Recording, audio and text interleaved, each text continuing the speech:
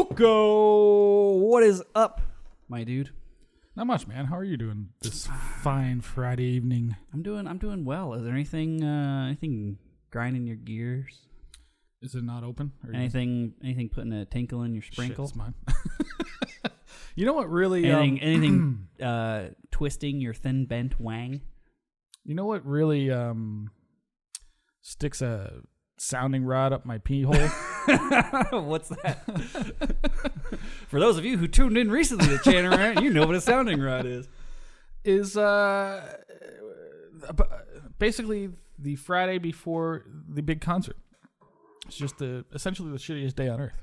You're talking about the Friday before, like next Friday, or like? I mean today. You mean today? Yeah. Today's the worst day. Today's the worst day of my life. It's only going to get better from here, right?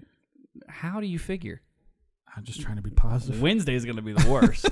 Tuesday, Wednesday, and Saturday are going to be the worst. Wednesday are going to be the worst. By Saturday, I don't care anymore. That's true. Yeah. It's like by then it's over. It doesn't matter what happens. Yeah. At that point, all the preparation that can be made has been made. I have the same thing with the games where I'm like, I stress about the games until Saturday morning. Because on Saturday morning, I flip the switch from proactive to reactive. Right. Which is a much more natural state for me. Like, I'm way better at reacting to things and like thinking on the fly and like that kind of shit than I am at planning ahead. Yeah. So I get into a more natural like flow state when I'm reacting to problems, like things catching on fire, etc., than like trying to plan for every single eventuality. That's what causes me stress, is trying to plan for everything when I know I can't. Yeah. The best feeling I find in being a performer is like the day of... It's getting a blowjob while you take a shit. Well, there's that. But there's what... what's called... I couldn't do that. There's no way. No, I don't think I could. Maybe. But is going into what I call mission mode. It's what happens the day of when you just... All the prep stuff, the stress of that goes away and you're just fucking get shit done mode. Which happens when you're like performing or putting on an event, whatever it is. And you're just like, balls to the wall, man. I got that. Yeah, we're all in this together. Let's go. Yeah, you get to the Charge point. The hill kind you of get shit. into the point where it's like, I know what the end result is going to be, no matter what happens in the middle. Correct. It doesn't matter how you get there. Like, you know what's going to happen. Like, I'm at the start, and I know what the end is, and it doesn't matter what happens in the middle. I am going to get to that end. Right. My vision for the ending will come true. Mm-hmm. I swear to God. I don't care how many of you I have to cut. Well, there's that. But I suppose now's a good time to let everyone know that you're listening to the Chanter Rant podcast, and it's an explicit show. So I'm going to give you 5 seconds to listen to something else. It won't be as explicit as last week, but it'll still be explicit. Most people haven't heard that, but the live audience I don't know that we'll ever be able to be as explicit as last week. But so yeah, I'll give you 5 seconds to listen to something else. That's 5, 4, 3, 2, 1. Fuck, fuck, fuck, fuck, fuck, fuck, fuck, fuck, fuck, fuck.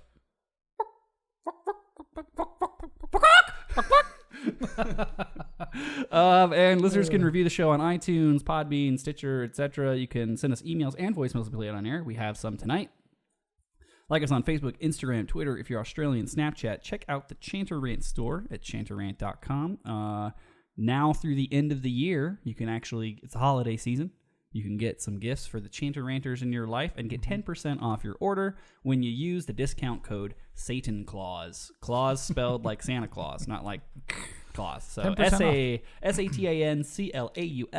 10% off your entire order at chanterrant.com using the code Satan Claus. After last week's episode, many people took advantage of the 10% off and ordered all kinds of stuff. Yeah, which is great. Some of them ordered Yellow Flashes socks drunkenly and had them shipped to my house by accident. That really happened? Yeah, fucking beer boy. Oh, really? I got a package. I'm like, why the fuck did I get a package of socks? And then he texted me. And he's like, so I drunkenly ordered socks on the website, and I think my autofill sent it to your address instead of mine. So I mailed him his socks. So I hope your feet are warm, beer boy. Let me know when those come in. That sounds like I don't trust bread. I don't trust the post office. And this episode of the Chanter Rant podcast, like all episodes, is brought to you by alcoholics. No, it's brought to you by our patrons, who some of which are probably also alcoholics. Oh yeah, for sure. Those people who decided to spend $5 a month to support the Chanter Rant. Because they get a hoot. They get a hoot out of it. They're some of them are watching the live stream now. They get to see us fuck up. That's the best benefit. Is they get to the 5 minutes before and the 20 minutes after before I pass out. Yeah, like they get to watch us fuck up in random videos and clips, etc. So thank you to our patrons. We'll probably do a read for you guys later. You can become a patron of the show if you are so inclined at patreon.com/Chanter Rant.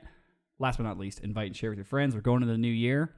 People are starting their New Year resolution plans where they keep telling themselves they're gonna go to the gym even though they're not. They need something to listen to while they're on the treadmill. Suggest a Chanter Rant podcast. Suggest last week's episode, and then you can get a text from them when they fall off the treadmill from either laughing or vomiting. We've got a lot of great responses from last week. I hope you guys enjoyed last week. Yeah. Be careful if you haven't heard it yet. It is pretty awful. Did you see that? I loved the comment. I want to say was it Joe? Was it Joe about being in a car? About having apparently he was listening on his phone. Yeah, Joe W. And he was listening on his phone. And his phone is paired to his patrol vehicle. Yes, I saw that. So it streamed the fucking dominatrix episode in his patrol vehicle.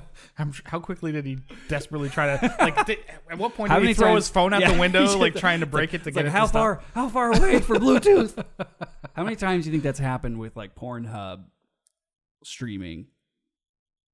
What do you like? I was thinking about this recently, okay? Fusco. Yes, Josh. Yeah, you ever just decide you're gonna have a wank in the shower? Yes. Like you're having trouble waking up. You got a miserable day ahead of you. It's like, you know what? I'm gonna enjoy. Let's start with a good thing. I'm gonna enjoy a couple moments of sweet bliss before I go out to get butt fucked by the world. Yes, absolutely, I have. Let me tell you what.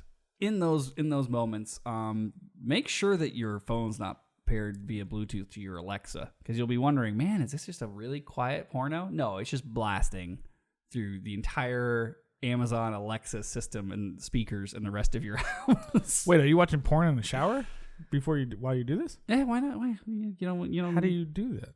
You have a waterproof phone? Yeah, water resistant.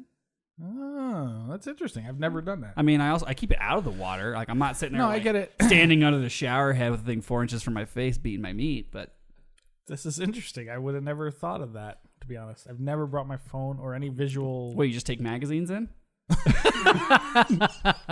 Yes, the tears of the porn stars that drip as the ink melts. Use the ink for loop. I just use my imagination. I never really thought to bring my phone into this. Oh, my imagination is not that vivid. Oh, that's interesting. Yeah. I don't have quite as much. We learned something here. I don't have quite as much in the old spank bank as you probably do. Anybody else out there in the chat could admit to also doing this? It never even occurred to me to do this. Yeah. I mean, you set it up on the windowsill next to your chocolate milk and rub one out. your shower chocolate milk? Yeah, of course. Anyway, start your day with some protein. Okay, so before we get into some of our news and updates, tonight I guess is gonna be one of the classic Chanter Rant grab bag episodes because we just got a lot of shit to cover and we don't have a guest. So we're gonna try to clear the fucking clear the tubes a bit. Yep. Yeah, just so we have some room for our guests next week. Yeah, Chanter Rant masturbation tonight. So everything's gonna be done. We're gonna be dry and dehydrated and empty and tired. Because we have 2 guests next week. I'm very excited. Mr. Callum Beaumont and Mr. Andrew Hoineke, Cobra himself. Mm-hmm. So we got Callum and Cobra coming on the show next week because they're both going to be in town for the concert. I can't wait to hear the tales of debauchery of being actually legitimately famous in this world. Yeah. At least from Callum. Well, and the funny thing is going to be like people are gonna be like, oh my god, like they have these people live on air in their podcast. Why do you have them? Because we bring them in for our concert. Why do you bring them in for your concert? Because we fucking go hard in Vegas, bitch. When it's concert time, we get the best. Get the best. We've had. And if you can't get the best, you get Callum.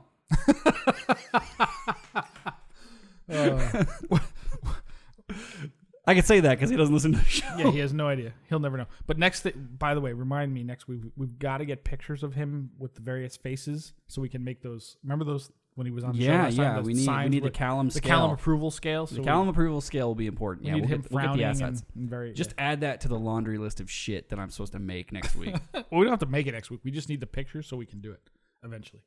And then we'll use it on the show. Yeah, I'm excited. Okay, so real quick, I'm excited. We have a treat that I've not been subject to for a while. Mm-hmm. Both Cahill retired, and then it had seemed that Ozzy had retired from doing Cahill's Corner. Everybody keeps retiring on us except us. Except us. Maybe we should take the fucking hint. Episode 100, last episode. We just call it. Chanter Rant retires. Nah, we could never do that. Who else would destroy the sanctity of the pipe band world? All the honor that they've bestowed upon themselves. Well, all the honor that they've kind of assumed upon themselves because they didn't want to do anything else.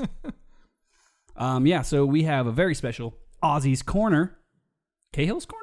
Does she still call it Cahill's Corner, or is it officially Ozzy's Corner now? I think she's done it more than Cahill has at this point. I think so. Let's kick it over to Ozzy's Corner. I haven't listened to this yet. Have you? I have not. Oh, sweet. Then you come on a journey with us. Cross fingers. She doesn't come after us. Oh, g'day, boys. Well, it has certainly been a while, but I finally managed to find my record button. It was difficult to spot through the haze of smoke from catastrophic bushfires, drought, and the early return of summer's face of the sun temperatures here. So basically Wednesday in Australia. Perfect piping weather. Anyway, it has been a while, and I don't want to take up too much time jogging your cogs about the past. Honey Bourbon's already given us a bad reputation for that down here. But here's a quick rundown of some of the highlights and lowlights since the Philip World's Glasgow Championship those many moons ago, where the rightful winners were, of course, the shits and giving dykehead snare line. We were talking about winning hearts, weren't we? Hashtag big stick energy. So, following the scandal of McWhirtergate, the boys of course learned their lesson and never said anything that could possibly be misconstrued and misinterpreted or have offended anyone ever again. I can't even say it with a straight face. Of course they doubled down, like so many revoltingly delicious chicken burgers, and pissed off an entirely new group of the pipe band world by pointing their brutally honest critique at band ring-in players, kicking off a controversial conversation that stretched from Yuspaba to Wuspaba to RSPBNI to our favourite Pooh Bear and back again, and drove the daywalking red nut to blow his lid and deliver the show's most glorious rant yet. And to classical dubstep, no less. More please! So since August, a number of esteemed guests have dropped by, such as Oaklastraya's own Beer Boy Brad spilling the keg on his one night in Fusco, the lovely and technology-obsessed Thea on all things Jack Mormon in pipe bands, Keegan, the McGonigal sisters, and that other guy on finding love or something like it amongst the madness of pipe bands, and Andrew Douglas, taking part in the time-honoured ranter tradition of recording while in a moving vehicle and somehow, miraculously, not putting himself to sleep at the same time this time. There were a few deep moments too, covering genuinely interesting grounds, such as intimacy and introversion and how they affect players. But to balance things out, Fusco also went full jigsaw again a few times for good measure. Like when he bought Eric a fleshlight last week as a thank you present from his parents. And, well, 99 rancid milk bottles of seed on the wall, 99 bottles of seed. Oh, but wait. What's that on the horizon? Call me Ish-Fail of the week. The boys finally managed to spear and pin down the silver-haired whale. Yes, after 87 episodes, Cyclone Jack came tearing into the podcast, dropping torrential downpours of wisdom about what it's like to win every solo comp ever, with a few lashings about how to prep for nerves and why the world's is a clearly rigged game, while avoiding the boys' best attempts to Chanter Rant him. And although Uncle Jack's words of wisdom were undoubtedly the most informed, wholesome, and inspiring on the show yet, last week's episode, was undoubtedly the most educational we've heard so far. In what will forever go down in Chanter Rant history, and then back up again, like so much thick, eggy, mixed-up cum on a dirty loo floor, Megan, the beautiful, inspiringly resilient private school teacher / dominatrix, swooped in to whip the shit out of Josh and gag Fusco's sexist jokes once and for all with a deftly deployed GIMP mask, while putting every DBO story that ever was or will be to shame with some of the most insane stories of everyday life as a professional, non-release domination consultant in Sin City. You know, given how the show's been coming out lately, I'm starting to wonder whether or not the boys have some sort of a non-release contract on the go with Megan. I can't wait to see how they top, or possibly bottom, that one this week. Cheers, boys. Aussie Broad out. God damn. Yeah, that was That like was a one quarter, of the best ones I've ever that was heard. a quarter review. That was perfect. There were so many like little references in there. There's a Lord of the Rings reference in there. There's all like show shit from back like a whole quarter, like you said. Like, Yeah. oh my god, Ozzy don't fuck around, boy. dude, no wonder we hired her instead Yeah, of Cahill. you got to keep in mind she's a lot smarter than us. Way smarter than Cahill. Well, yeah, I mean, fucking, By the way, I got a pair of boots that's smarter than Cahill. speaking of that, like, you know how we're gonna get to this a little bit later, but you know how Wispaba, all the officers have changed and stuff, and supposedly Cahill, I haven't actually heard from him, but he was gonna step down after this. Yep. That means he's free to be back. He was stepping back from the show because he was an officer. And he's not the only one. No, there's others that we're going to get on this bitch. But anyway, Ozzy Broad, that was fucking amazing. Yeah, well done as always, Ozzy. I love you. Thank you for the jumpies, Tim Tams, mint slices. The rum, there's a little. Have you tried the rum? I haven't yet. Is it good? I want to watch you try it on air. Is it terrible? I'll try it. I'll have it tonight. I just want you to try it. There's a little bottle right on the counter. I saw Yeah, it. you can grab it after I'll the grab break. it in a sec. Yeah. But yeah, no. As always, a phenomenal recap from the one and only Ozzy Osbourne. All right, moving smartly forward. She mentioned last week's episode. I want to give a quick thanks to Megan for coming on the show and delivering one of the most cringy, disgusting, hilarious, clickbaity. What's more clickbaity, Megan or Jack? Do you think? Definitely Megan because she's got tits. Because she's got tits on the picture. Yeah, no, that was a funny thing. Is I had texted her and I was like, hey, like, we got to use a name. We got to use a name for you.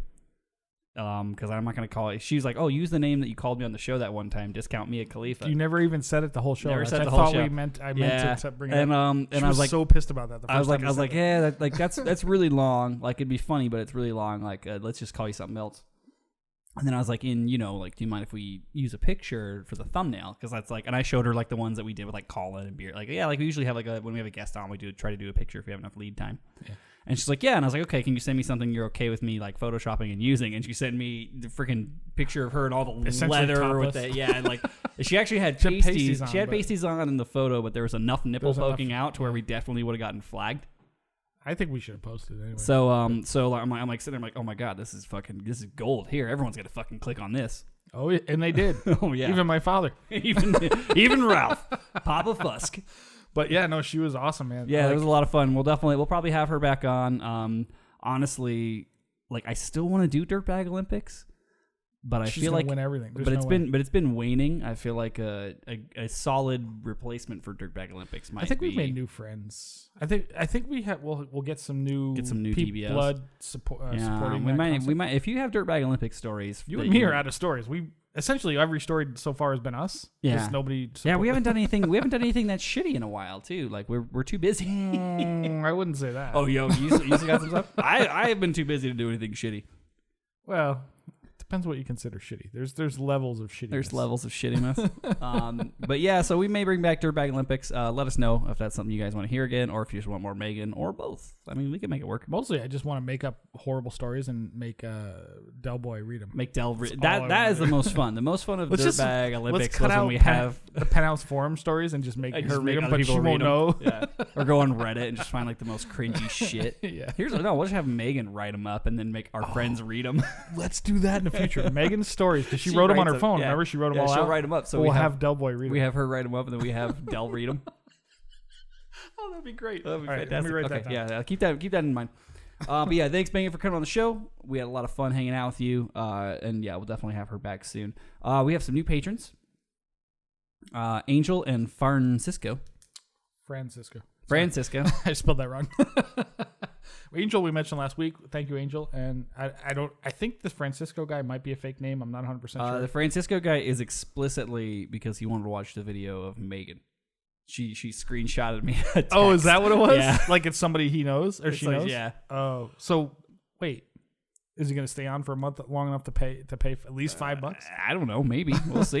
Let me tell you a message I got on Instagram this week. I think it was on Chanter. I think it came to the Chanter Rant Instagram, but it went to mine eventually. It did. If it's the one I think it's the one. Yeah. So there's some local female who must be in this similar industry of some sort. The way she looked.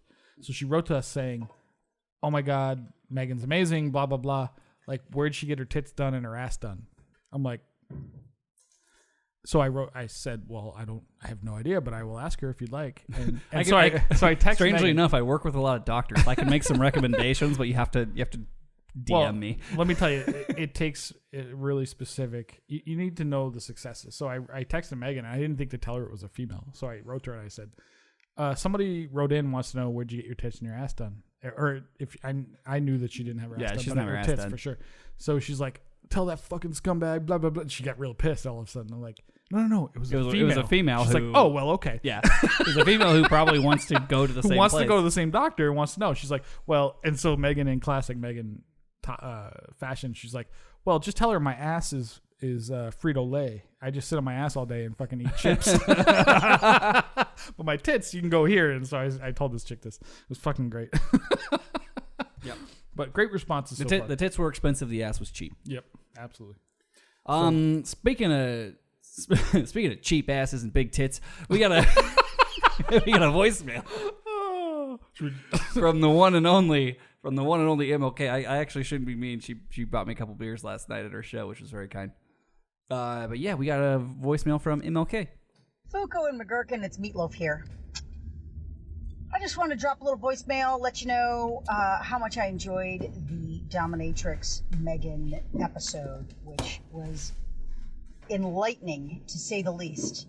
I thought I fancied myself a little bit of a kinky, adventurous type, especially in my younger days, and I'll tell you what, I ain't got nothing on that bitch. She is epically crazy, and I don't even know. I don't know. I'm still floored. Jaw-dropping. Some of the shit that people want to do is baffling to me. So thank you for the dominatrix education that I would have never thought in a million years I would have gotten from a shitty bagpiping podcast. But, then again, it just goes to show you never know what you're going to get in life. I do have to say that I used to live by the mantra that you should try everything once, and if you don't like it, you should try it again just to make sure. But that is out the fucking window, because I'm not trying any of that shit. I mean, there's about a 1 percentage point in there of shit that I might consider, and I don't think I would do that now. That would have been 20 years ago, because that's crazy. But you anyway, would have done it. I just want to say thanks, and thanks for coming out to my show. I didn't get to watch the live stream live, because I had a show that night, and you guys actually showed up with Megan, which was awesome, and we had, too many cocktails. And then the next morning, I woke up and watched the live stream of the podcast, which I'm very grateful that I did that, and I did not get to watch it the night before, because I don't think, even to this day, that I could look Fooko in the face after watching him play the Chanter with a GIMP mask on, because that is some of the most funniest shit I have ever seen. I still chuckle about it just thinking about it. It cracks me up. I need to make a meme or something. Something's happening with that. I don't know yet, but it's fucking funny. Anyway, just I'll want to give say that thanks. shit. Thanks to you guys. Thanks to Megan. Good luck topping that show. And yeah, peace out, guys. I'll talk to you soon. Yeah, she makes an excellent point. She's like, oh, the man, girl's crazy. Here's the thing. By and large, among my friend group, I consider myself to be everyone's scariest friend. Mm-hmm. Megan is my scariest friend. Oh my God. For sure. By far. Like, I am terrified of her. Like most of my friends think like I'm the scariest friend in the group because like I'm a good shot and I have lock picks and like I'm just generally crazy and half in the bag all the time. No, that's my scariest friend is probably Megan. There's more stories coming, and once you hear them, you'll realize why we say this. Mm. Like, you do not want to cross this. Do not want to fuck with this lady. Do not want to fuck with this lady. Oh my God. Okay, so number 6 is you, boy. Yeah, so I just want to give a shout out to a fan of the show, and I think we should do a new segment. Okay. Shout out to fan of the show. I don't know, because why not? Do I have to create a package for this? Or? No, you have to do nothing. This is going to be one-off. My favorite kind of segment. Wait. Oh. Right, oh, yeah. Joe said he has a bottle of scotch, so go easy on the bell. Oh. So I got to fart a lot. Gan, fuck yourself, Joe. So I want to shout out to Alex from Black Watch Association Pipe Band, who let me use his pipes when I was in Montreal a couple weeks ago, a few weeks ago. Yeah, to do your 100-day challenge. 100-day challenge. You didn't take your pipes? No, I didn't. I did. Why the fuck? I'm not saying because you should. I did not. You're right. You didn't take yours for I the did tuning not. clinic? I took him for the tuning clinic, just not for the Montreal trip. Just not two for different Montreal? trips, yeah. So because it's So you slept just him. So didn't you want- went to New York first and then up to Montreal? No. I flew to Montreal, then drove to Vermont, and then drove back to Montreal. I never went to New York, so I didn't bring pipes. I just brought because it was cheaper to not have to bring Not to have a bag. because fucking airlines suck nowadays. So so I didn't bring my pipes. Anyway, he let me use his pipes, and then some of the people in Vermont, like Heather, let me use her pipes in Vermont when I was there To do the 100 day? Dude, yeah. that's awesome, man. So I want to say shout out to him because he's awesome and he let me use his pipes, and he's a huge fan of the show. And I don't know. And if any of you 100-day challenge folks are in Vegas on vacation and you need to use pipes, you can use mine, but I'd like to see you fucking play them. Good luck. Good fucking They're so luck. insanely hard. Good luck with that. But they're loud and good. I like the sound. I like the loud sound. Oh yeah. Hey, Jack played them like it was no big deal.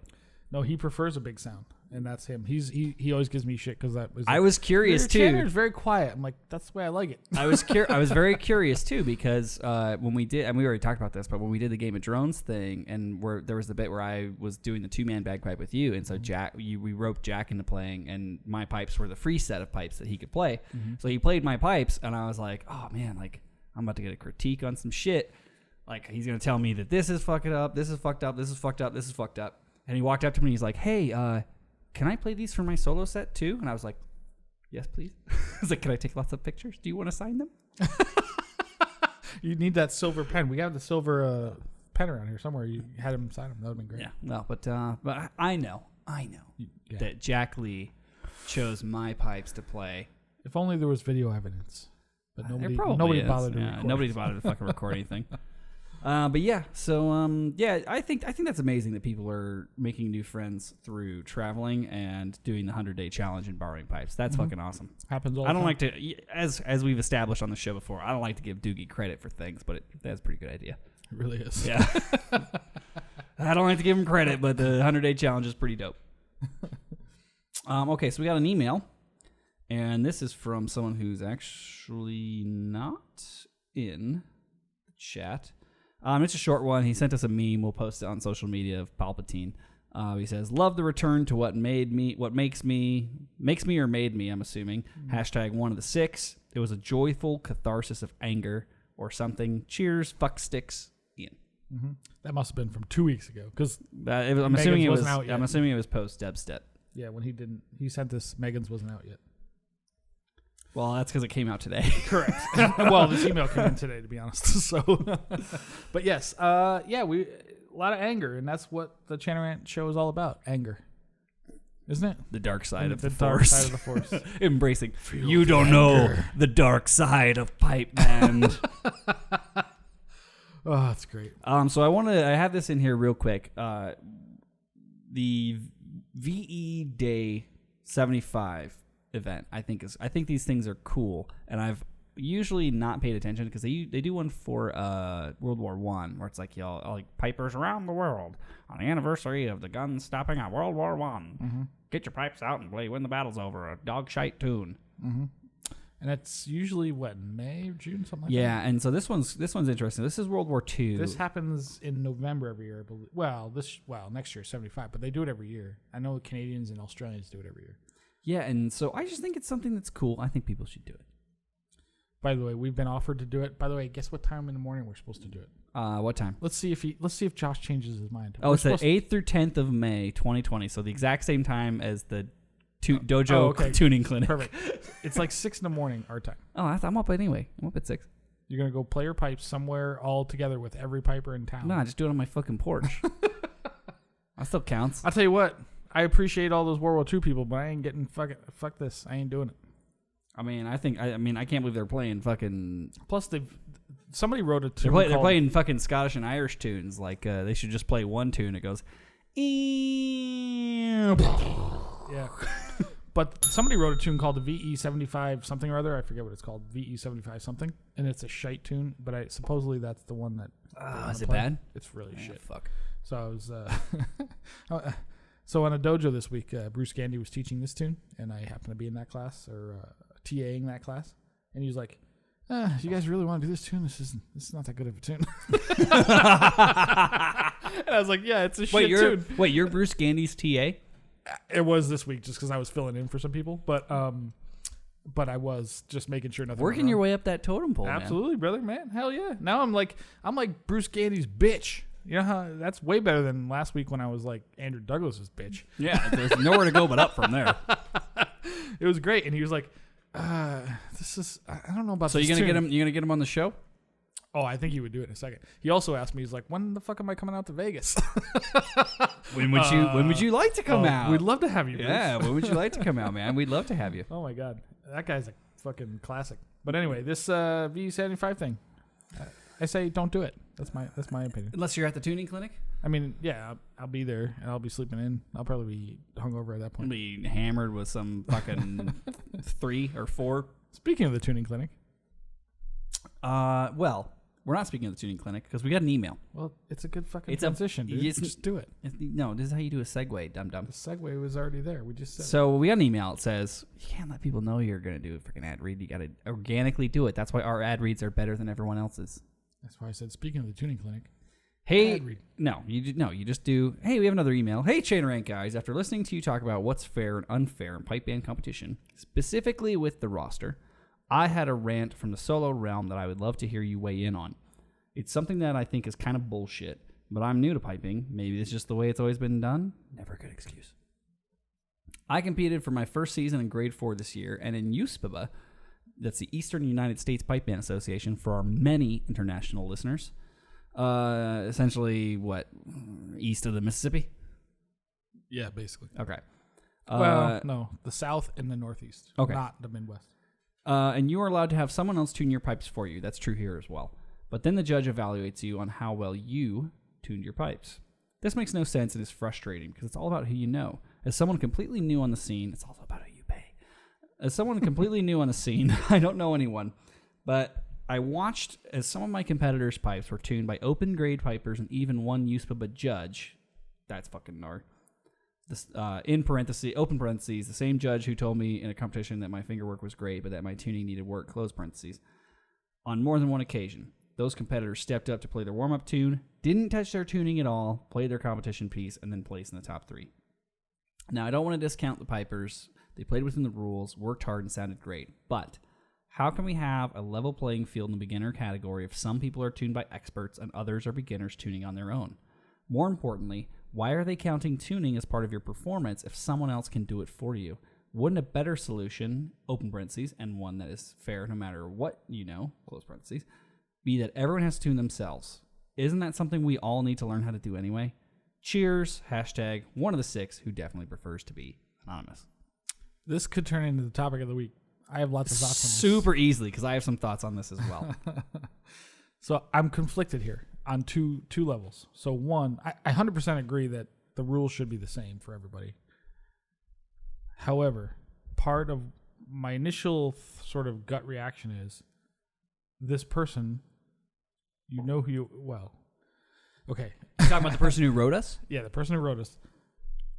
You're going to be a better, what is the point of learning the pipes in competition and all that stuff, right? My concept, I mean, competition is great, but for me, it's a way to make yourself better. It gives you an incentive to work towards something. That's the way I look at it. It's a journey. Some people might disagree. They it's actually a journey believe inward. they might believe in the competition aspect of it. I think at the lower levels, that's not the case. At the higher levels, that is the case. But at the lower levels, it's essentially a motivation to improve yourself. So those of you who actually take the time to learn to tune, i.e. Joe Brady method, like right from scratch, like we're teaching you to fucking tune yourself because you're going to be a better player in the long term for this. There's a lot of people taking the shortcuts that can't tune until they're in fucking... there's some people that can't tune themselves in grade 2. Oh, yeah. And they hire or they have a teacher or I see it one of all the their time pipe out major. here. Yeah. I see it all the time here. Like, Which blows my fucking take mind. pride in your ability to learn to do that. And if maybe you're off from the other guy, like, okay, so you didn't get a medal that day, but really, I mean, you're in fucking goddamn New Hampshire. Like, who gives a fuck? This is You're one of not the in things. Edinburgh. You're not in Glasgow. Like, it's not that big a deal. Like, take pride in the learning process. Get better at it yourself. Play against yourself every time, and that's all that matters, in my opinion. However, I get the frustration because it's bullshit. The association rules are nonsense, as we've discovered and as we know in bands. But make the rules the same. I get that. But in the end, really, what is this about? Like, you just want to be a better player day to day. Compete against yourself, not the other guys, because any given day, like, some kid fucking 16 years old who's got brilliant fingers is going to blow you out of the water anyway because he's just working his way through the fucking grades. And, Yeah, you know he what I mean? doesn't have a job and he's not getting laid. You know what I mean? Yeah, exactly. Once they discover pussy, it's over, John. Yeah. It's over. Anyway. Once they discover pussy, they're not going to be that good until they're in their late 20s, early 30s. Yeah, until they get married and they're like, fuck, I got nothing else to do. Like, this is boring. But anyway, I get your frustration, person who I know who you are and you know who I am. But in the end, like, take pride in the fact that you can do it yourself, in my opinion. Like, I teach a lot of my students to tune themselves early. Like, I would say that's one of the things important. One of the things that we do well in the band that shall not be named, and this is mostly because of you and because of dojo, my dojo philosophy shit, and yeah. Seamus too, to be fair, but yeah. is a focus on tone and being in charge of your own instrument. Absolutely, 100%. Which I think a lot of bands that succeed in the long run, maybe not in the short term, but that succeed in the long run, take ownership and control of their own instrument individually at the player level. Mm-hmm. And that's how you, like, I don't care if you're the best pipe major in the history of time.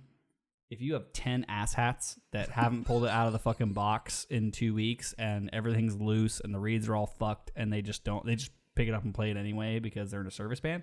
Like, if you have that, you could be Stuart fucking Little. You're not going to get those guys playing at a tone level that is good. The hardest thing and the longest thing, in my opinion, to learn when it comes to the pipe is to develop your ear. It takes so much longer to develop your ear than it takes to develop your arm, your fingers, your lungs, your mouth, any of that shit. Mm-hmm. Because it's so minute, the details there. And I can say from my experience, when I was coming up through the pipe band system in the early 2000s, when everyone was still doing it wrong, that was never a concern. Like, when you're new, you just show up and play. You're not told what people are doing when they're adjusting your instrument. You're not told the tone that you're going for, the way it should sound. Mm-hmm. You're just supposed to stand there quietly while someone else does it for you. Mm-hmm.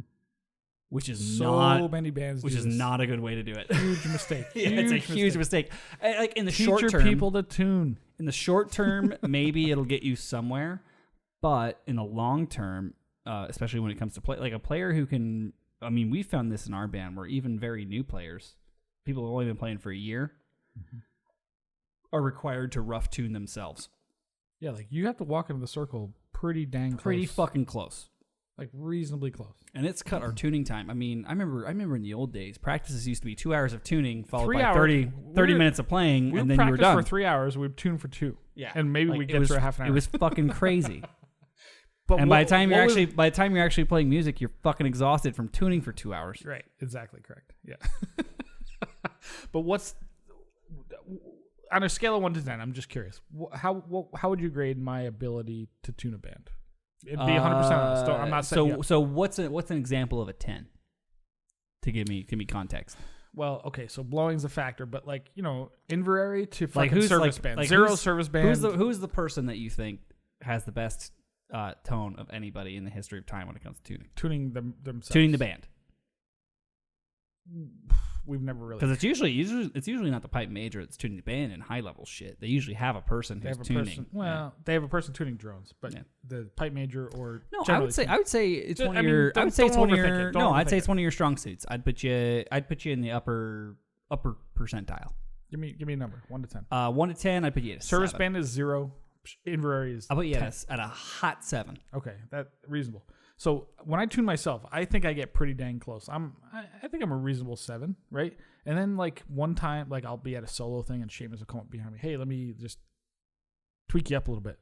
And I go from fucking 7 to like 9.5 and it's like he barely touches it. Yeah. But he's so good at it. It's all about the ear. Or whoever it is so good at it, right?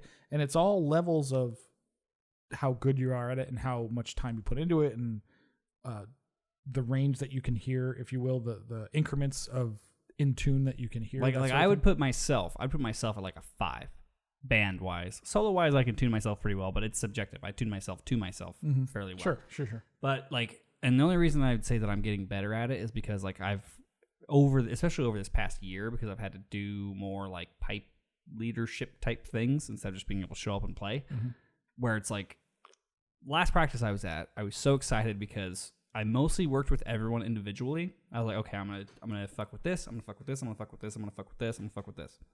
And then we all struck up and it was close. Like, I mean, there was a couple notes that were off, and that wasn't even with everyone playing together because I didn't want everyone to be blown out. So I did a lot of work where it's like, okay, you play, kind of got it locked in my head where I want us to be, and then I just kind of, here's what I think, and if I'm wrong, guess what? You can fucking change it. Like, chances are I'm gonna come and change it anyway.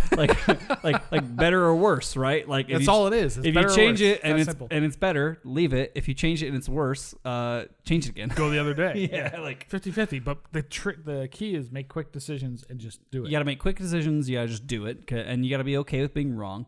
And you need to have listened to enough music. I think that's a thing. You need to have listened to enough pipes to know good pipes. Good pipes to know where the tiny little details are. Absolutely. And there's details between people. Like you are, correct me if I'm mistaken, but you're of the school of you like a slightly flatter high A so that it hits instead of just blending immediately into the drones. Depends on the situation, but yes, I can see why you would say that. And for me, I have a different mentality because my fucking chanter is so goddamn loud. I can tune my high A to the exact pitch of my drones, and that's my happy place. It will never disappear into them because they're never going to be as loud as the 2x4 I'm playing for a reed. I can see why you'd say that. That's interesting, but okay, yes. But generally speaking, a flat high A is super cool if you can do it well. But if you can't do it well, it sounds like hell. But generally, my preference is a sweeter sound, so like that perfect high A of or perfect octave. Kind of. But we don't do that because the way our chanters are set up. I shoot for the slightly flatter high A, but that's not my preference. But I see why you would say that. But yeah, it's interesting. Tuning is there's always as Joe Brady likes to say, tone is what does he say? Tone is personal. That's what he says. Meaning, like, you can make choices. The process is important to learn how to do it correctly. There's a process that makes it simple, but then you can make choices once you're assuming you're blowing well and you can create a good sound out of your reed. See, this is why I would argue this point. This is why I'd argue the idea that tone is personal. I think that pitch can be personal. I think depends on the note. But I think that you can make stylistic choices based on what you prefer. Yeah, sure. For me, the concept of tone is, especially when it's applied to the bagpipe, it is a combination of a well-maintained instrument, true, an appropriate amount of air pressure, definitely, and actually, in my opinion, accurate placement of your fingers, accurate scale navigation. Like a tone to me, the definition of a tone to me, and I could be way off on this, is like just the correct execution of a sound without any stylistic differences. What do they call that in guitar? There's a word for it. I'm drawing a blank off the top of my head. Intonation. Yeah, intonation. Right? Which is essentially what we're talking about here. So, like an A is an A is an A is an A. Right, but there's different quality of sounds, timbre of sounds of low A versus high A versus whatever. True. Based on what? You talking about in the pipes? Or you talking about pipes. Maintenance, like essentially you're the setup. Yep. Blowing, like are you blowing the reed to the pressure that it wants to sound its best at, which is what?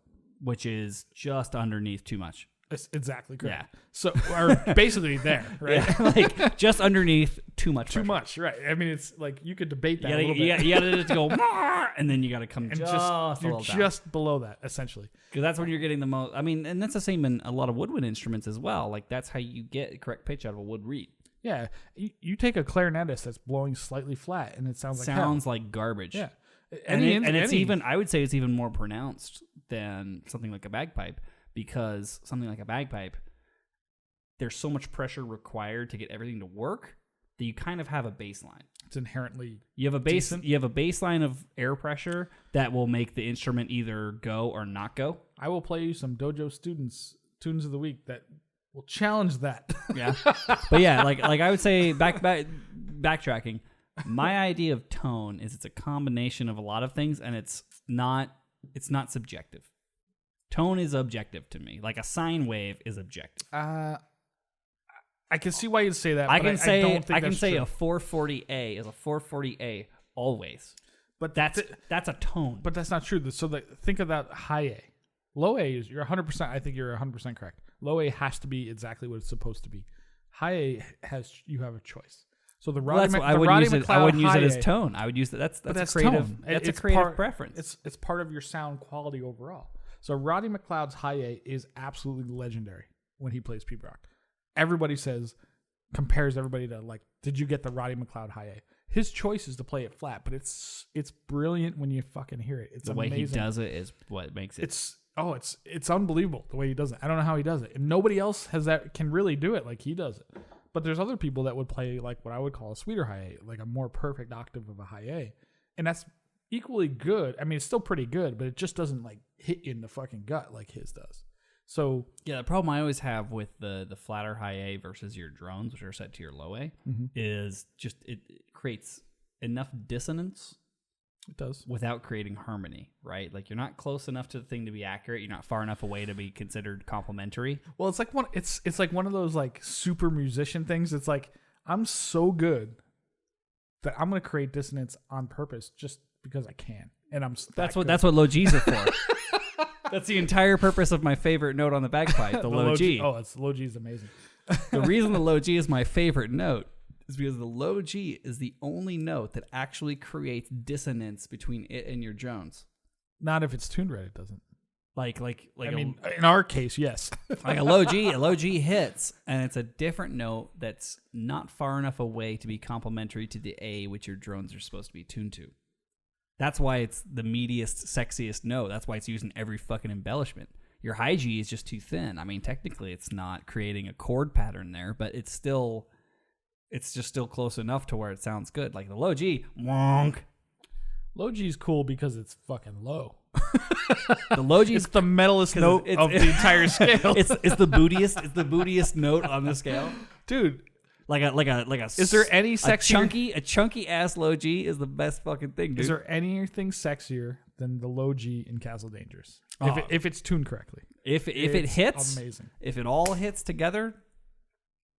By the way, I saw you pulled that out in the auditions, not this week, but the week before. I did, yeah. Just because I was bored to shit at playing. Castle Dangy, a little lock inside, man. Absolutely. We should bring those back. It's a great. I love that set. Great set. Great key change. Yeah, phenomenal lock set. Great. Good seconds it wasn't too. lock inside. It was a lock. It was lock inside. I thought. No. That's okay. Maggers Fontaine. Maggers Fontaine. Also a great tune. Yes, great tune.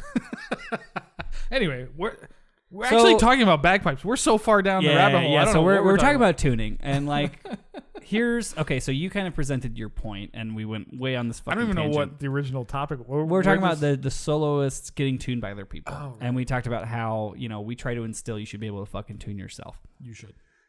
Here's the way that I look at this.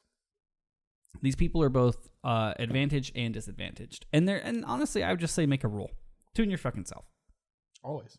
Because then it's up to your instructor or your pipe major to teach you how to do it, instead of up to them to charge you $40 to be there on the day and do it for you, which is just scummy. Most people don't, though.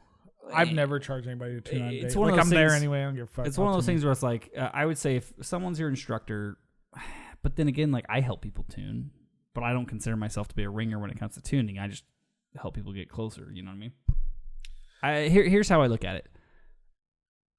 Even if there's no rule made saying you have to tune yourself so that we have an accurate representation of your piping ability, which I think wouldn't be a terrible idea.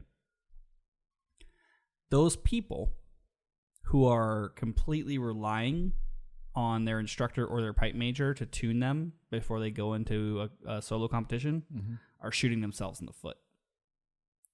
And here's why I think that is the case. I mean, over the long term, it's obvious. Over the long term, the obvious case is you're not learning how to do an essential part of piping. If you get hired for a solo gig, your instructor's not going to be there to fucking tune you. Never. And then you're going to sound like hell. But on the other thing I would say is, what if something goes wrong? So if my instructor is there and they tune me for my solo contests 10 minutes beforehand and I sound great and I walk on and for some reason one of my drones is way out when I'm warming up or one of my notes is way out, they shouldn't be allowed to walk in and help you, one, which I don't think they are. I don't know. It's not in the rules, but nobody's. I've never seen that. Nobody would ever take that chance. So in that occasion, if something is going catastrophically wrong and you have been consistently relying on someone else to be the manager of your tuning and your tone, you're going to fucking panic, especially considering you're in a solo situation. To be fair, it's only tuning at this point. Tone is purely your tuning. Practice. So I would just say it's like at this point, it's like, okay, my hemp's loose and something slid. And I go to strike up to do my warm-up and I have a drone way off. If you're used to someone else fixing that for you, in a high-pressure situation like a competition or a performance, you're going to fucking choke, dude. And you're not going to fix it correctly, or you're not going to give yourself enough time to fix it. One of the things I don't think most soloists realize is that you have a lot of tuning time in the U.S. as a soloist. You have like 3 minutes you can fuck around and tune. I don't know if it's even rules. It might be, but it's a long time. It's in the WSPA rules. I don't know about this is a USPA case, but yeah, like you have a lot of time to tune. Here's the thing: you came all that way. Take every fucking minute of your time. Be comfy. Stand in a shady spot. Make sure your fucking pipes sound good. Like, do not feel beholden to the judge's time because the judge is being paid to be there. Yeah, they're there to basically help you. Yeah, it's not so like just take your time. Take the time you're allotted. However, they very rarely think that way. If Motley Crue gets a 30-minute set, they're not going to fucking play 5 and say, well, I want to make sure the other guys have enough time to come on and get ready. Like, no, you fucking play all 30 minutes. But no, I would say that in the short run, it could potentially get someone to take the prize because they got tuned by a pro and definitely, and you didn't. I've seen it. But at the end of the day, and I do think there could be potentially some rules and ramifications. But at the end of the day, in the long term, over 5, 6, 7, 8, 9, 10 years, they're shooting themselves in the foot by relying on someone else to be the manager of their instrument. Yeah, it's going to take them longer to get to the end point, which is really what we want, is growth as musicians. And not... People, I think, put way too much focus on the winning part as opposed to the growth part. Well, I was going to go into this, but you kind of mentioned it. I think it was too offhand for the audience to carry. But you're competing against yourself. Always, yeah. Like, if your mentality is you're competing against yourself, you'll always get better. Yeah, you hope. I mean, essentially, you want to have a better performance than you did last games you were at. And did you practice enough or put enough time in to get always better? play better than last time. Yeah. And in the end, like, you're going to end up where you are. Like, so many people get so hung up on what grade I'm in and the ego of, like, I'm in grade 4, I'm in grade 3, I'm a grade 2 player, whatever it is. I mean, do it for yourself, man. Yeah. Like, don't. Well, it also comes down to medal, the idea of... the medals are fucking nonsense. Yeah, the medals cost 5 cents. The rules are bullshit. It's nonsense. Just be a the medals cost 5 cents. If you want a fucking medal, then I'll ship you one. I'll ship you. Yeah. We'll put it on the Chanter Rant store. You can order your own medals. If you thought you should have won, but someone else cheated. Yeah, man. Like, do it for like moving somebody. Like, play music because you want to fucking make somebody cry. You want to move somebody. I think the point of the professional tuners. I mean, there should be something on the books. It doesn't have to be restricting yes or no, but there should just be something to address it in my mind. Question. This is related but side. Has any bagpiper, you ever been in a room when somebody's playing and it made you emotional, teared up, anything of that nature? Me, every time I play. I'm not saying give you a hard on. Well, that's good. Emotional, I suppose. It's an emotion. It's one of my 2. Hard on, and what's the other one? Hungry. Horny and hungry. That's Josh's a range of emotion. But I'm... nah, that's not true. Apparently angry, so 3. I can tell you this. I have absolutely been in the room when somebody's playing who's absolutely brilliant, and it moved me emotionally. Made me like tear up and think about things. Not just like a rock band or whatever that I really appreciate, but actual pipers have definitely done that. Like, this guy is so amazing. The tone, the sound they're creating is so amazing That feeling you get in your arms when your hair stands up, or yeah, whatever. like I don't like think, it's like you're right on the edge. I don't know that I've had that from like watching a performance. It's never happened from a recording, but in the room when the molecules of fucking like sound for me when I'm in that situation when it comes to pipes, I'm so focused on like all the little details of like listening to. Wait, is that drone like blaring less than mine? Is it open more? What is he doing with his hands? Is he like tense? Is he doing this? Like I just get super analytical in those moments. At a pro level? Yeah, like, when I'm watching someone play, that's what I'm looking at. I'm not like having an emotional connection to the player so much as like watching it and trying to absorb it and learn. Especially if it's someone who's like, miles better than me. I want to try to absorb as much from that as I possibly can. Maybe I have had it in instances where I played, but not because of the amazing tonal quality. Of course, this is where Josh. Of course, he wanted to cry because of how he played. No. Trust me. I wanted to cry listening to you play sometimes too. This comes full circle. What I find the thing that will trigger me emotionally when it comes to pipes is never the quality of the player so much as the context of the playing. So like I've had times where like I played gigs that reminded me of people, or people or situations that were emotionally significant. Why did you hand me your sock? Because it's my sock. I don't know. I just wanted to hand you my sock. Don't stick it in the fucking. But I guess it takes. I guess for me, it's more about story than the sound. It's more about like why is this emotionally affecting me? And it's probably not because like holy shit, that just sounds amazing. When something just sounds amazing, I'm like holy fucking shit, that sounds great. It's not like I'm tearing up with how great it sounds. That's fair. I mean, I could tear up if it's like this reminds me of this situation that is more emotionally impactful than just watching this dude fucking play amazingly. That's interesting because maybe it's your youth. I don't know, but also you have to keep in mind you're a big giant pussy, so we got that to contend with. There's that. There's no doubt. But I can tell you, I remember specifically. I mean, there's a couple different times this has happened to me, but like definitely Robert Watt, listening to him play live in the same room when somebody can produce that unbelievable level of sound quality, and it. I don't even remember what he was playing. It could have been a fucking P-Brock for all I know.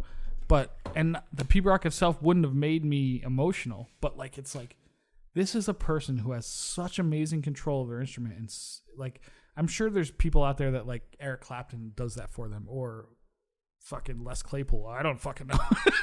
Probably not Les Claypool. Yeah. But, like, fucking hell, man. Like, I don't know. I'm trying to think if anybody at our concert ever has done that. But we're always so busy, it's hard to like pay attention. I mean, Bollocks and Fiddle, those guys are amazing. Those guys, they tug on the heartstrings. That gives me Bollocks and Fiddle gives me a hard on. But well, I mean, it gives everyone the hard on. That's why we had to fucking put towels underneath the front row seats. It was like a Gallagher fucking show. Sploosh. We're breaking watermelons and crushing puss. Never have I seen more geriatrics fucking squirt than when Bollocks and Fiddle performs at the Celtic Thanksgiving concert. Oh man, dude! I tell you what, though. What's the opposite of a lemon party? It's not a lemon party so much as a tango masquerade. Dude, I don't know. Like, music is an amazing thing, and I don't know how we got down this road, but it's interesting. Well, I mean, because we were talking about tuning. Yeah, I don't know. Tuning is not that sexy, but we're talking about tuning. Tone is amazing. Yeah, we're talking about tuning and how like a good tuning can not only increase your score if you're a solo competitor or a band competitor, but it can make your pipe major's life a hell of a lot easier if you fucking know how to do it. That would be great. It can make would you attest that you would love it if every single person in your band as a pipe major knew how to tune themselves pretty well? That'd be fucking amazing. They don't have to be fucking Andrew Douglas, but they can can get it close enough. If you can, dude, remember like I don't know, a year or two ago, like we went through this whole process of like making sure, like walk into the fucking circle close to, go blow your drones for 60 seconds, put your chanter in, play a little bit, play for 5 minutes, tune your drones, come into the circle reasonably close. Like for like 2 weeks it happened, and then like people would just come in with fucking bass drums through the roof, like more just fucking sound. Like, what are you guys doing? Just service banding it. Like, tune yourselves. Yeah. Do you want to listen to this? Nobody wants to listen to this. Like, it makes your pipe manager's life easier. If you ever play for friends and family and there's not someone there to tune you, you don't sound like dog ass while they have their cell phones out. Right. If you ever book solo gigs, you don't sound like dog ass because you can't have your pipe manager come tune you. Guess what? As a bagpiper, what do we 100% know? You are never practicing by yourself. Nope. You are always you're always being recorded by always being heard somewhere. by somebody because it's so goddamn loud. There's no jamming in your room on your acoustic guitar by yourself. It just does not happen. Or with the earbuds in where no one can hear you but you. And so yeah, like tuning is incredibly important. That's why I want to talk to you about the Dojo Tuning Clinic. Wow. There's a dojo tuning clinic? When is that, Josh? So, all bullshit aside, as anybody who listens to the show a lot knows, we're fans of the Piper's Dojo, and not just because you work for them actually all the time, and I occasionally work for them on freelance, but only on projects that I think are cool, because I'm a stubborn bitch creative that way. But the Piper's Dojo, we've talked about a lot on the show. As much as I hate to give Andrew Douglas credit, he's come up with a pretty amazing library of resources for people who... I have actually been using a bunch of the P-Brock stuff lately. Have you? Yeah, so I don't know how much I've talked about this briefly on the show before. You mentioned it last time, but I thought you were totally No, I'm actually doing it. I'm actually going through to learn a fucking P-Brock because I'm planning on solo competing next year, and I want to have a P-Brock so I can at least get aggregate points, which P-Brock is weighted way more than all the light music in aggregate points, which I did not know. Interesting fact I learned when I read all of the WSPA bylaws last week. Hugely important. And rules and regulations. But so I've been doing the P-Brock thing. It's a good fucking resource, and we've been talking about tuning, and it's fortuitous because they're doing a tuning clinic in May through the Piper's Dojo. Are you actually going to be there for this one, or I am? You're going to be there? I'm working. You're just gonna check people in and hand them their name tag because you don't know shit about tuning. So what are you gonna do the entire time? I know the process. I have much experience in the dojo tuning clinic process. But if you are in the area of Troy, New York, which I guess is just if you're in the New York area. Upstate New York. Yeah, upstate New York area. Capital District, as we call it. What would be like if I was an hour away from Troy, New York, how far would I drive? Where could I live that would be an hour away? Like a major place that you would have heard of? Like a different state? Like well, you could be in Massachusetts, eastern Massachusetts. You could be in Saratoga, New York. You could be in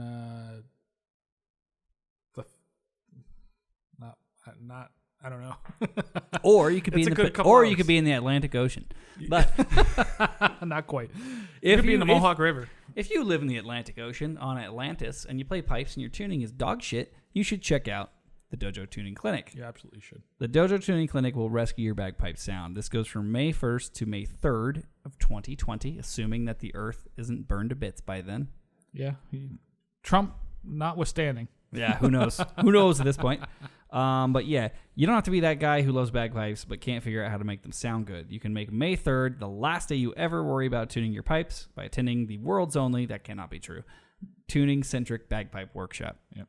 Tuning is a process, people. Don't fall for the scam that you have to have a good ear to tune. It's not the case. Well, you do have to have a good ear, but you train your ear by tuning. You can have a shit ear. You can have a shit ear and still hit the meters. But you'll never have a good ear if you don't start learning to tune. We still don't believe in that. It's not about having a good ear. It's about following a process. Can you determine if it's better or worse? I know you don't. I know that that's the collective you who's running this clinic thinks that. I'm disagreeing to prove to our audience that we're still legit and not owned by the man. All I'm saying is, you don't have to have a good ear. You just have to follow a process. And learning that process is all about the tuning that's clinic. actually incorrect. What you do need to do is go to the Dojo Tuning Clinic in May, and you can get a discount by using our link, chanterrant.com/serviceband. Now... Wait, that's really our link? Yeah. So that was... I'm not trying to call out any particular folk in the New York area. Are you sure? Who may need some help tuning. It doesn't have to be from New York. You can come from Vermont. You can come from Massachusetts. The middle of the Atlantic. You can come from Oklahoma. Listen, Bear Boy Brad, buddy. You can come from Oklahoma. But if you want to go to the Dojo Tuning Clinic, May 1st through 3rd, 2020, you can get a sweet, sweet discount by being a Chanter Rant listener using the code. And this is completely randomly generated by a machine. I didn't come up with this, I promise. chanterrant.com/serviceband. Again, chanterrant.com/serviceband if you would like to learn how to fucking tune. It's so crazy that it just randomly came up with that big URL. Can you imagine? Google has an amazing... it's an amazing algorithm. It's somehow figured out how to perfectly place these advertisements for a certain fucking audience. I think it's about time for that break where we talk to the live stream. Plus, I have to Yeah. So we're gonna take a quick break. We're gonna do. I keep saying we're doing ad read for the patrons. That has actually made it in any of the episodes. Never ever done it. Do you cut me? Do you cut out me saying it, or are you just leaving it in because it's funny? Sometimes I just leave it in because it's funny. Just fucking damn it. The things we never do. Yeah. So we're gonna do a quick ad read. Say hi to our patrons, and we'll talk to y'all in just a couple minutes. Non-paying audience, bye.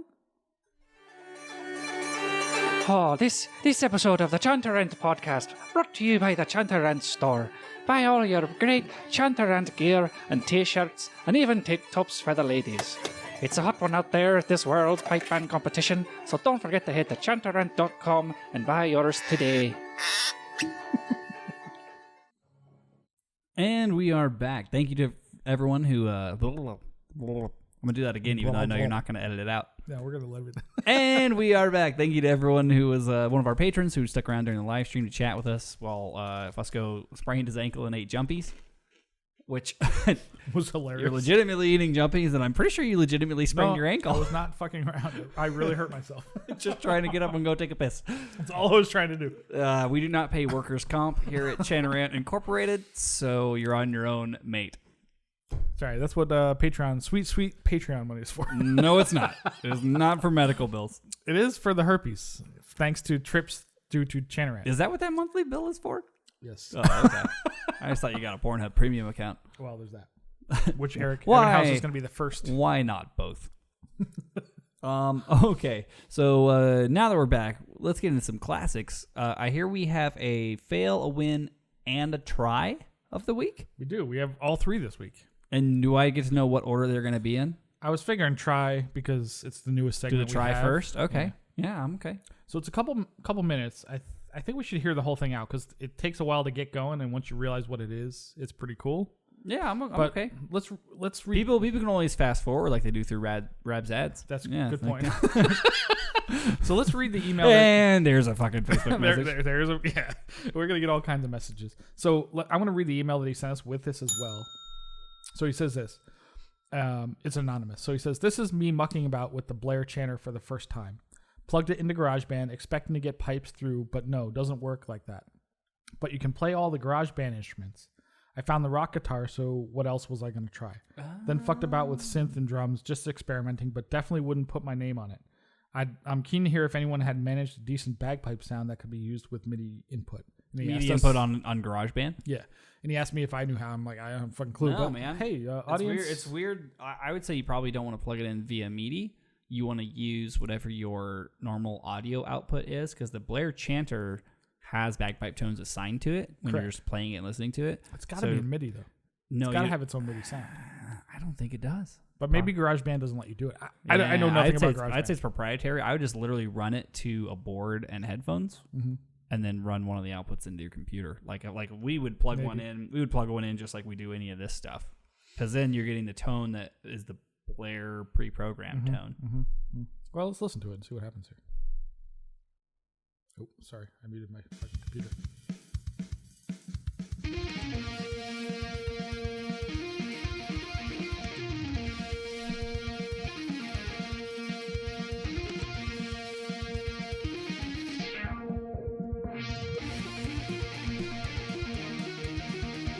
So he's doing the guitar part on a Chanter. It's all on electric Chanter, yeah. Which is it's quite good. Yeah, it's amazing. You couldn't actually do that with the hear that? doubling sounds on the guitar. When I first heard it, I thought this was guitar. I thought somebody was just interpreting it.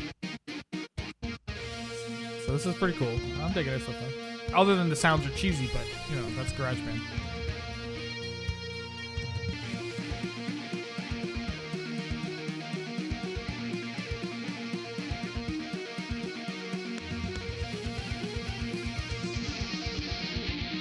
That was typical Thunderstruck so far, but he does. At first, that's why I thought it was just somebody playing guitar, but you'll hear where it changes here.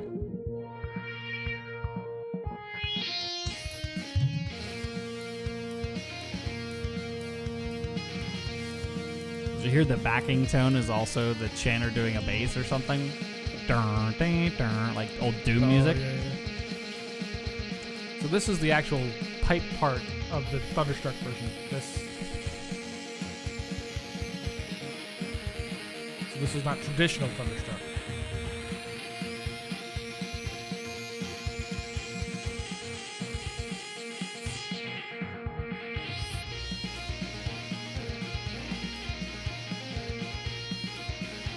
Do you think he sped it up in post? Knowing this guy, I doubt it. But it doesn't sound like much. It sounds like maybe 15%. Could be.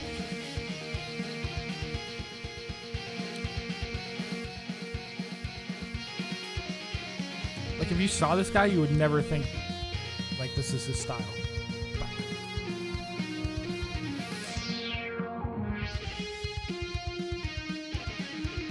Like he's just fucking freeforming at this point. This is not the traditional. He's completely freestyling. This is not the Gordon Duncan version. Exactly.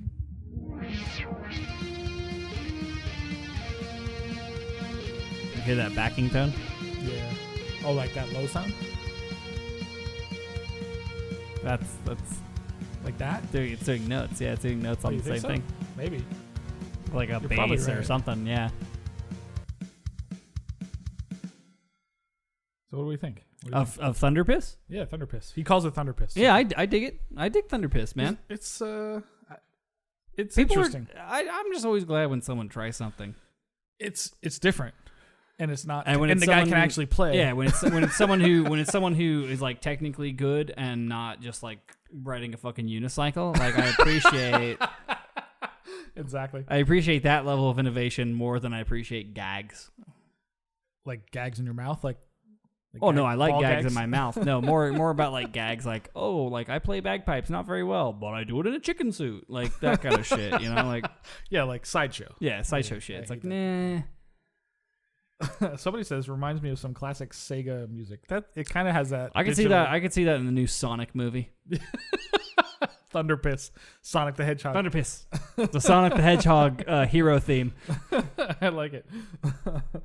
So anyway, that's our try of the week. And we got what? Fail? We got to fail. This is fucking unbelievable.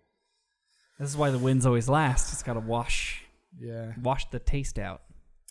So, like after an entire evening slurping your own jism off a bathroom floor, you need to wash the taste out with a pipe band win. the link will be in the show notes. This is unbelievable. Like, this looks like it's maybe them practicing for a tattoo. It's in a big arena of some sort. And I cannot believe this is for real. Like, hold on. You got to hear this.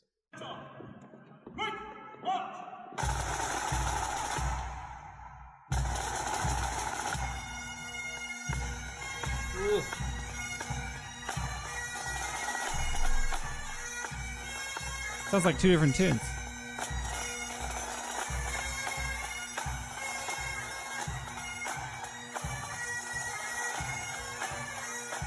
Who approved this?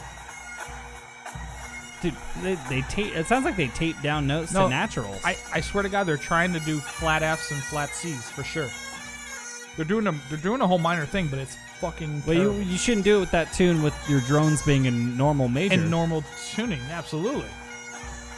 I've played this tune with my drones in B before, and it works.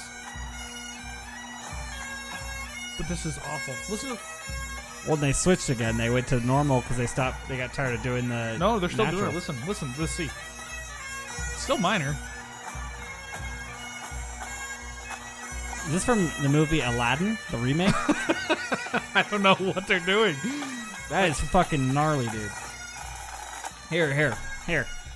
Wash it out of your mouth with this. Oh my god. This is some Bundaberg, some Bundy.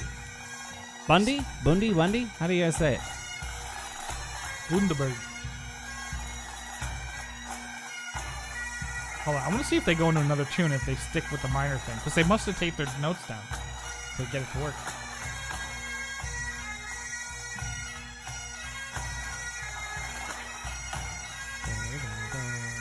Yeah, no, they stuck with it. So they stuck with the minor tuning, and it's fucking terrible. Don't ever do this again, people. Yeah, that was gnarly.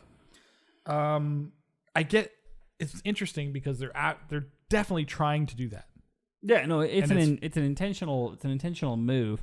And it's terrible. The question is, like, do they think that playing that horribly out of tune creates a weird sound barrier that a predator drone can't like penetrate, or like what's going on there?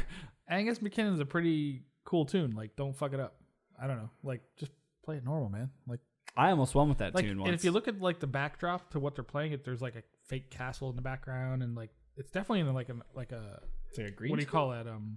Oh, fuck me running. It looks like a. Where is this at? Who sort. is this? It's this band right here. I think this is them. But they're definitely trying to do that. It's not like it's an accident. They're trying it and they're failing miserably. Yeah, what the fuck? Choice. Awful choice. Don't ever do it again. We're gonna get tons of shit if we name them, but you're gonna see it in the show notes anyway. They're the dog pound. They're the dog pound pipe band. Please stop doing this, whatever you're doing. And if somebody approved this for a, it looks like a tattoo. Yeah. Who approved it? Fire your music director. Fire him immediately. And if it was Andrew Carlisle, I've got nothing to say. I don't know. Fire him.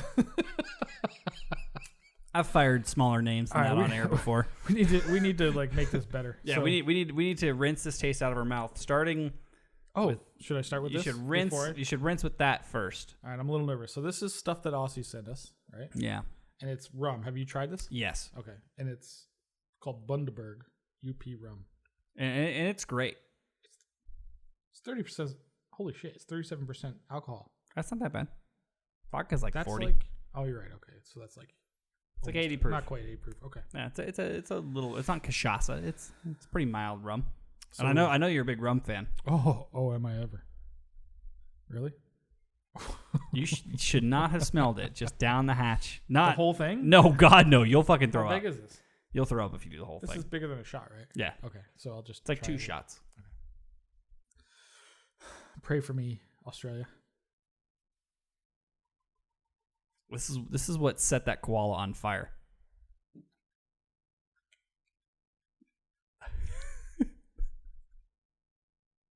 Oh my God. It creates so many horrific flavor profiles in your mouth. That was my experience as well. It's like a. I'm hearing noises. I might uke. Just do it in the bathroom, please. And don't twist your ankle again. It's like a baby's diaper wrapped in kerosene. Yeah, it's fucking gnar. And it changes. Yeah. It's ever changing. It's like the everlasting gobstopper of shite rum.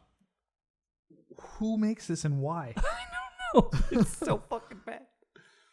I feel bad. I'll go with you on this journey. You should take some of that, please, for the love of God. But I already had some, and I was like, "Oh my God, that's terrible." Why would she send this to us, Ozzy? You're in the fucking chant. What the fuck are you doing? Because it starts off with like a tequila flavor. And then it just starts rotating through all these horrific chemical compound flavors. It's like oh God, fucking Christ! Why did I do that? It's like I just want to. I just want to brush my tongue. It's essentially what I would envision Auschwitz to taste like. but worse. Worse. Why does everything that comes from Australia taste like shit? Hold on. Brad, do you have this at home? Like, do you have this too? Or are you doing? He says he's doing this with us. You have this? Oh, she probably sent it to him. She sent it to him too. Yeah, because he got a care package as well of Tim Tams and Jumpies. Oh my God, dude, try this. It is awful. Dude, the Tim Tams survived one night. Although, after you suck Nick's dick, this might be a perfect. I would rather suck Nick's dick. I would too. I would much rather suck dick than drink this shit. It cannot taste worse than that. Oh my God, dude. Wow. We definitely need a palate cleanser.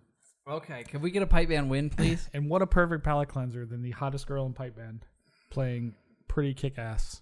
Oh, thank you. Oh, wait, that's not me? No, definitely not you. Fuck. This is... Is it Cameron Drummond? This is my favorite. Is it Cameron McDougal? He's pretty, but he's not this pretty. So this is my favorite. I'm going to let you guess. Let's see if you can figure it out. I'm going to listen.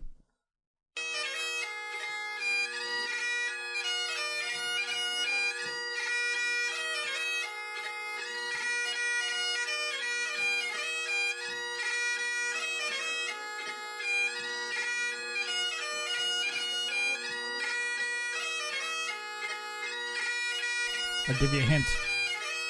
Arnold does not like her. Stuart Little. Did I get it right? Dell. Every person that's not his weird clone family. Exactly.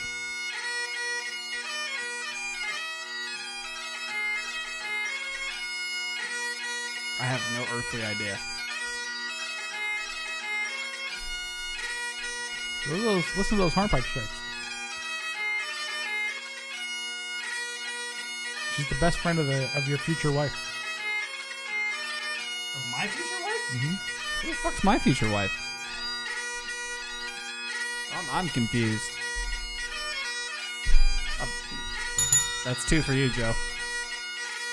Listen to that. Listen to that. Fucking Burls, dude. Oh, it sounds amazing.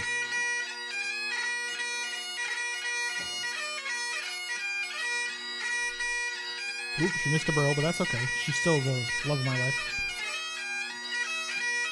So anyway, that's who's the what the hell's her name?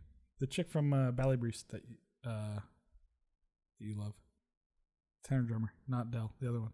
I don't have any tenor. I don't like John Boy. I see it in your eye. John Boy. I love him as like a that. I love him as a friend. This is. I don't think he plays with Ballet Breeze no more. This is the lovely and effervescent. Is that a word? Effervescent. Effervescent is it's a word used to describe dissolving vitamin tabs. This is the lovely Beth Preston. If you throw water on her, she turns to dust. Could be that. This is the lovely Beth Preston from Northern Ireland. Fucking earthly idea who that person is. Yes, you do. She. I brought her up a few months ago, and you gave me shit because she's like 19 years old. She's insanely hot and a great piper. I mean, she's a great piper, but hold on. Well, hold on. I mean, you want me to show her? Look her up on Instagram. Trust me. I'll review the footage and chime in. But keep the show going. Who's her friend? What the fuck's the girl's name? I don't know who the fuck you're talking about. The tenor drummer from Ballet Breeze. The blonde. There weren't any. Yes, there was. Come on. What was her name? Fuck. Yeah, they were named. I don't know who the fuck you're talking about, man. Hold on. I'll look her up. Okay, so I'm gonna try to look up this person whose name you told me, but Beth Preston. Arguably the hottest girl in pipe band. We're Instagram friends. Aaron. They're best friends. Fuck. Oh. Aaron. Okay. Yes. Now the realization's coming over him, washing over Josh's face. He won't want to admit it.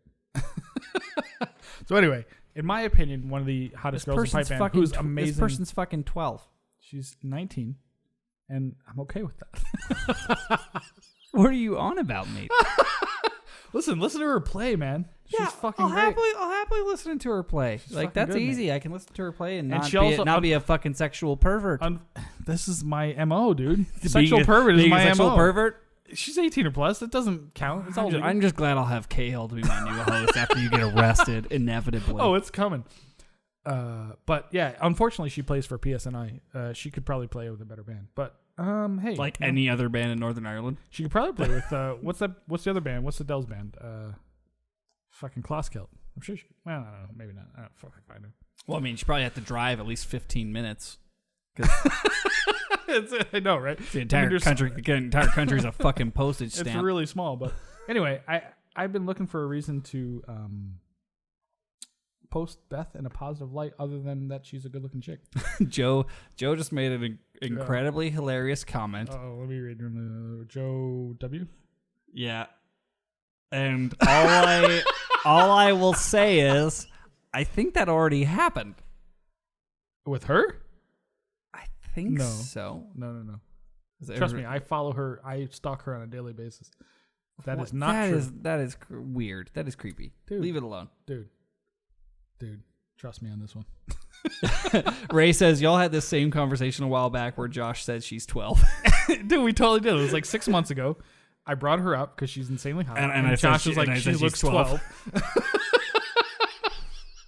Look her up, dude. Become a fan. Hey. Tell her Fusco says hi. Hey, at least I'm fucking consistent. All right, guys. Don't get me wrong. I have a fairly loose code, but I stick to it like glue. Okay, so now that we're past the fails, the wins, the trials, the tribulations, Fusco being a pedo. She's 19. It's okay. It's okay. Hey, by the way, I just got a message. I had this whole bit planned, and it's probably going to fall through where we get Steve McWhirter on the phone, and I'm working on it in the background. I'm working on the background.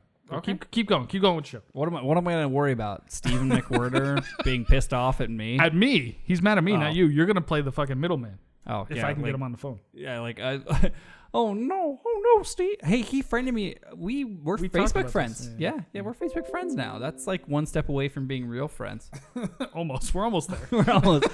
As my good friend John used to say, whoa, we're halfway there. Whoa, we're halfway there.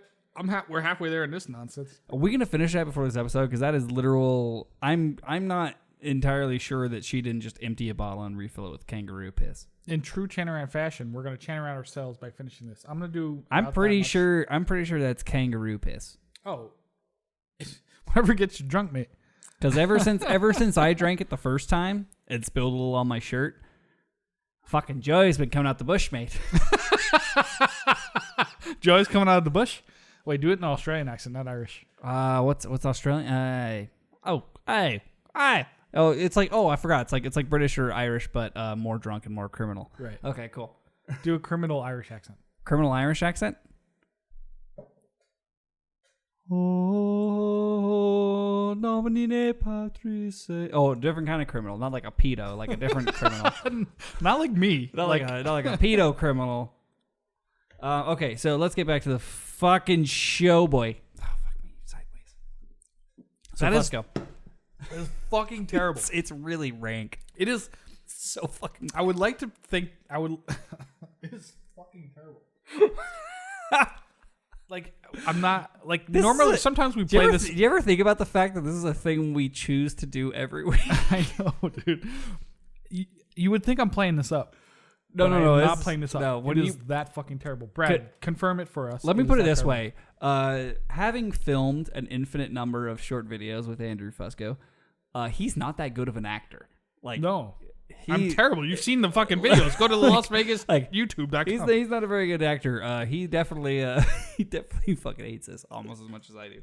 Also, you didn't go nearly as low as you said you were going to. Down to the label, boy. Oh, fuck. He did it too. It's so bad. Do not throw up in a cup. I'm not going to throw up. I might just spit. Don't spit in my cups. It is fucking awful. Spit in your empties. You got empties. Spit in your empties. You just throw them away, dum-dum. You ever have a drink like tequila usually does this to me, but where your stomach just goes, like it just wants, like it's done. It's like usually the first shot of the morning for me at 6 a.m. My stomach's like, no. But you fight through it. But I just tell it, no, this is the hand we were dealt. Listen, boy. and we're gonna get through this day one way or another, my friend. Well, see you guys tomorrow. So real quick, practice. Now that you're too liquored up to remember anything, trust me, I'm gonna drink this. But what on to the topic of the week? Fusco. We actually have a topic. I have a topic. I would like to know more about this topic. You know, a week from tomorrow will be Celtic Thanksgiving 7, the flagship Celtic music concert of the poorest neighborhood of Las Vegas. So true. That you created. Any tips? Any tips for throwing a concert? Yeah, I have I have just a tip. Just the tip. Just the one tip. Just a little bit of a tip. Don't fucking do it. Whatever you're thinking, if you're one of those people out there that like, hey, listen, I'm gonna bring piping to the community and I'm gonna do this, blah, this or that, or blah, blah, blah, blah, blah.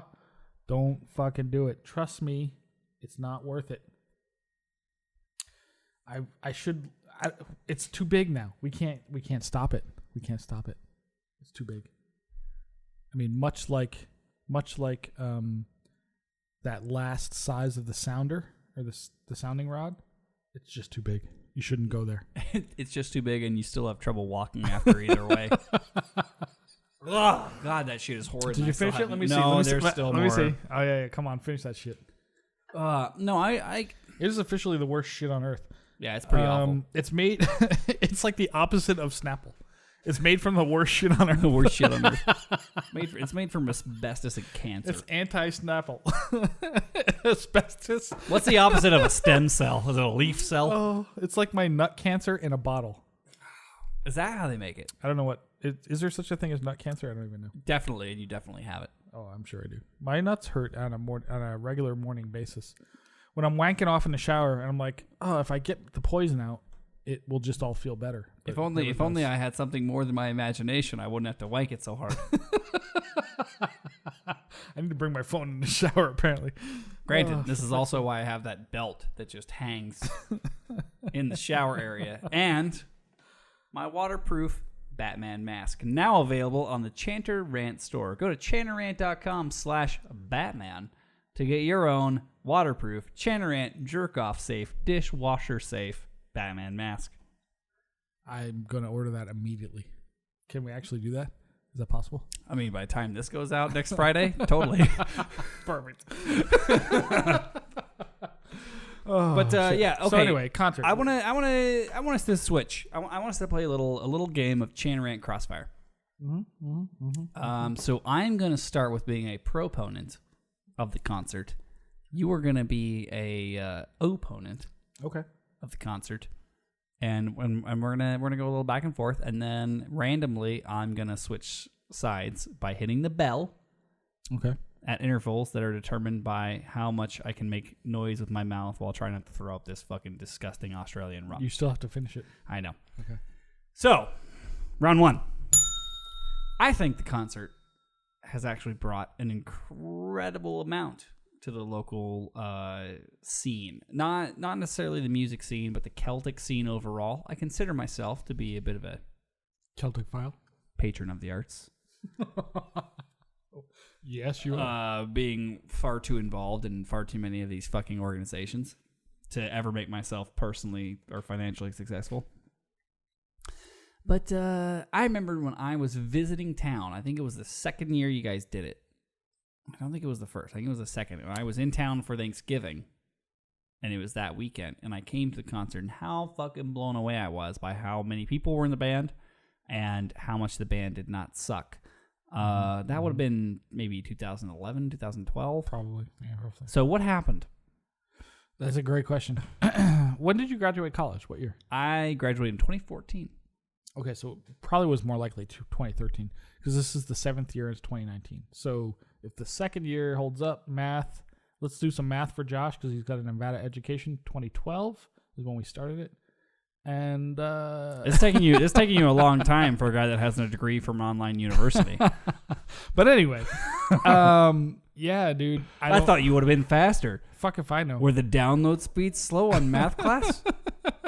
But anyway, what happened? That's a great question. Why is it worse? Is that what you're trying to tell me? No, I don't think it's worse. I actually think overall it's gotten more rich and more refined. It's gotten more refined. I think there was a time period where the concert was just kind of anyone who can do it, and then it got good enough to where you're like, well, we only have so much time now. Necessarily not everyone who can do it can do it. Well, it originally started as a 2-hour show and we included everybody. It was meant to be a community, like, come together kind of thing. And then you realize the community was shite. Yeah, the community is a bunch of fucking cunts, and we're just gonna do it our way, like what's his name said.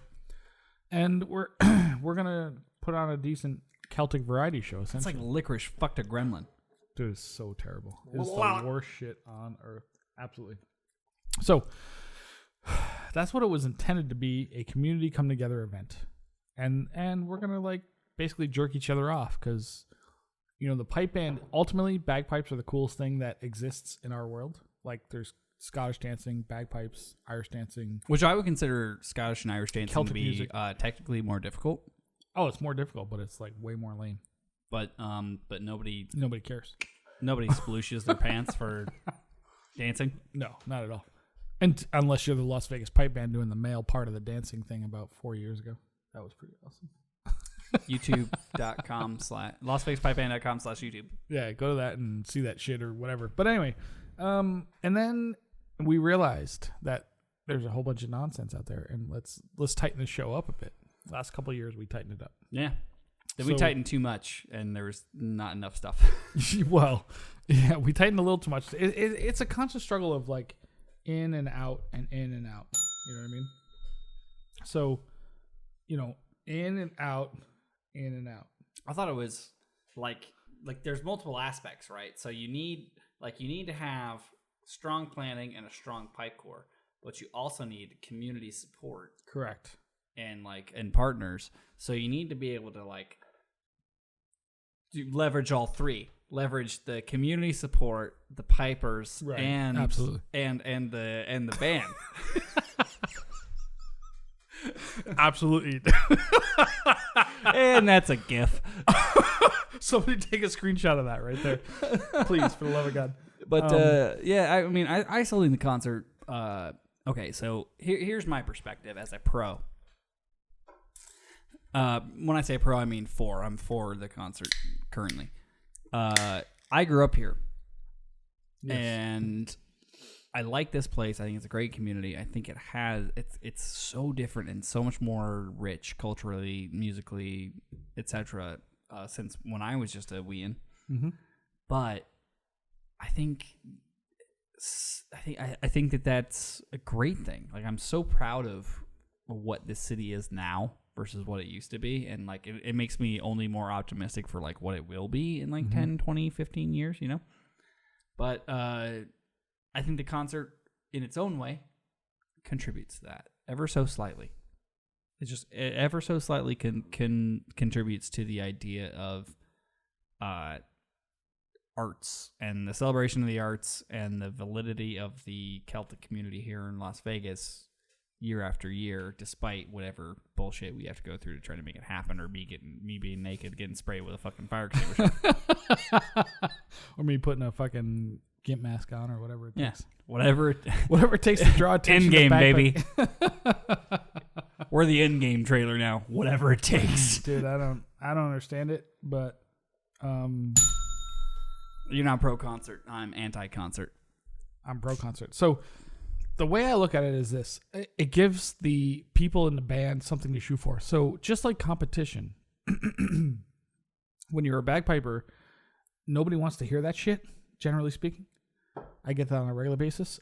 But a competition like at the Vegas Games or the concert is the thing that we shoot for. It's like the thing that people do want to hear you. You know what I mean? How many times have you been at that like thing and like you show up at the wedding or whatever and some dickhead rolls their eyes like, oh, fucking bagpipes, fuck's sake. And mostly it's because of the shithead service bands out there that make a shit show of it. And they know it's going to be shit until I play and they're like, oh, fuck. I didn't realize bagpipes. I didn't realize that I like bagpipes. Bagpipes are pretty good. I've dealt with that many times. I've had plenty of times people are like, I didn't think I liked bagpipes. Oh my God.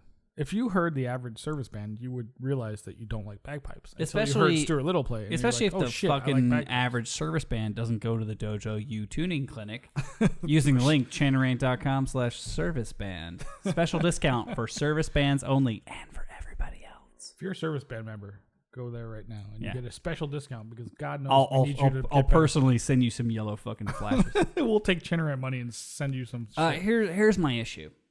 All right. I think the concert really detracts from the core focus of the pipe band, which if it's education and competition, you know, it's a lot of babying. It's a lot of trying to manage the egos of people, thinking that, you know, they can get away with not knowing mass band tunes. I think the concert's a great thing to work towards, but do people actually work towards it with enough fervor?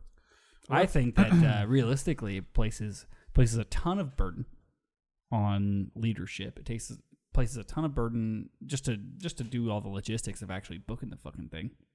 Yeah. Places a ton of excess stress on musical leadership, because you got to take people from 0 to 60 who all of a sudden come out of the fucking woodwork, want to play the goddamn concert, or people that have been playing all year but can't play the basic shit, can't play the kilting tunes. You know, like I think it's a lot of extra practices for leadership to try to run just to make sure people know the things they should know anyway, even if there wasn't a concert. That's a good point. I mean, it's interesting that maybe you're essentially suggesting, let me make sure I understand you, that the concert could distract from people learning the shit they're supposed to know, like mass band tunes, the competition tunes, things that we should have in the bag, essentially. Is that what you're suggesting? No, I would say that it highlights the things that you should already have in the bag. If you fuck it up. But which we always do. It's also one of those things where it's like, you know, how many extra practices does leadership have to make time for to have people play fucking Green Hills and Bonnie Dundee, which they should already know? That's a good point. Considering the only finite resource anyone has is time. Everything else is more or less infinite. Well, it's also apparently mental approach, because people can't seem to figure that part out. But I get what you're saying. I would say I've still never heard a good Highland Laddie. From the pro aspect is, at least we have 2 times a year that we're expected to play Bonnie Dundee, Highland Laddie, MSR medley, blah blah blah, correct, instead of just once a year at the Vegas games. So remember last year when we hit the Vegas games, we hit that fucking more or less. I mean, you know, it's not fucking great, but it was pretty good for us. Full steam, right? And what happened at the 2 games after that? Absolute dog ass. It went completely downhill after that, right?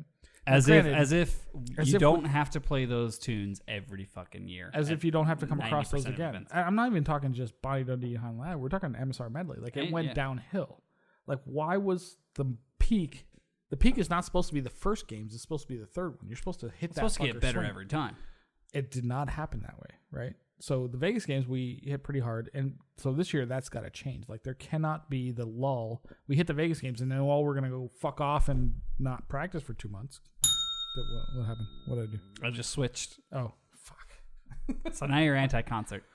Yeah, dovetail that conversation you were just having into an anti-concert thing. Well, as a leadership member, it's very easy. Like, there's way too much goddamn work, and it's going to sound like shit anyway. So why do we bother?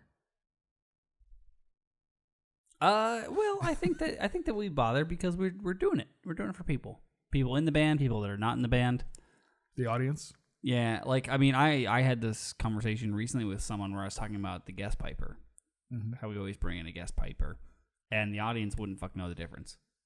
Oh, they know. They don't know why they know, but they know. Like, I think for the most part, I can put Callum on the poster, or Jack on the poster, or Stuart on the poster. The people who are buying tickets to attend the event don't know who that fucking person is. No, that's true. But when they get there, they know the difference. They know that it's better.